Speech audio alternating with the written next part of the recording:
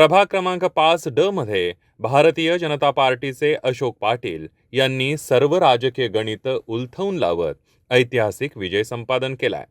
सलग चौथ्यांदा विजय मिळवत त्यांनी आपल्या कर्तृत्वाचा आणि जनसेवेचा चौकार लगावलाय।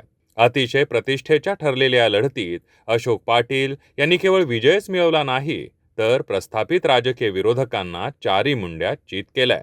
त्यांनी उद्धव बाळासाहेब ठाकरे गटाचे चेतन नाईक आणि शिवसेनेचे MK मडवी यांच्या कुटुंबियातील उमेदवाराला आपल्या कार्यकर्तृत्वाच्या जोरावर 2 तगड्या प्रतिस्पर्ध्यांना पराभवाचा धक्का दिलाय।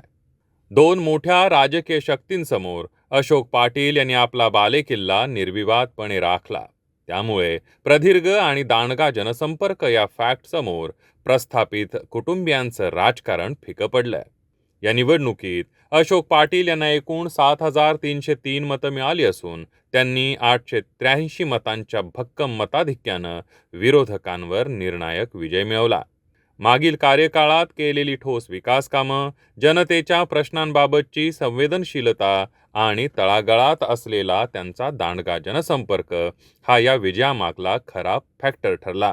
या ठिकाणी प्रभाग क्रमांक 5 मध्ये भारतीय जनता पार्टीचे 3 हजाराच्या मताधिक्यानं उमेदवार निवडून आलेले आहेत आणि एक निसर्ग पराभव हा फक्त 100-109 मतांनी झालेला आहे। परंतु या सर्व जनतेचा हा विजय आहे आणि आदरणीय गणेशजी नाईक साहेबांनी आम्हाला दिलेला आशीर्वाद आणि आदरणीय गणेशजी नाईक साहेबांच्या नेतृत्वाखाली आम्ही केलेलं काम हेच मायबाप जनतेने आता या ठिकाणी सिद्ध करून दाखवलेलं आहे आणि सदैव या मायबाप जनतेची आम्ही सदैव सेवा करत राहील या ठिकाणी इच्छा व्यक्त करतो।